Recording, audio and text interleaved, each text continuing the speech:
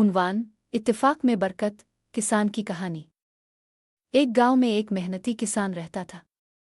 इसके 4 बेटे थे, मगर उनमें हमेशा छोटी छोटी बातों पर लड़ाई झगड़ा रहता था। किसान ने कई बार उन्हें समझाया कि आपस में इत्तेफाक रखो, मगर वो अपनी जिद पर कायम रहते थे।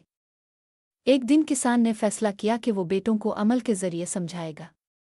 इसने तीनों को बुलाया और एक एक लकड़ी दी। फिर बोला, बताओ, क्या तुम इसे तोड़ सकते हो? तीनों ने आसानी से लकड़ियां तोड़ दे।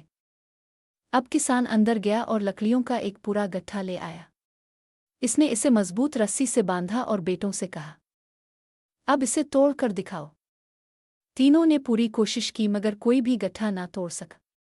किसान मुस्करा कर बोला, जैसे ये लकड़ियां अकेली हों तो टूट जाती हैं, लेकिन इकट्ठी हों तो कोई नहीं तोड़ सकता, वैसे ही तुम तीनों भी अगर अलग अलग रहोगे तो कमज़ोर पड़ जाओगे। मगर अगर मोहब्बत और इत्तेफाक से रहोगे तो दुनिया की कोई ताकत तुम्हें नुकसान नहीं पहुंचा सकती।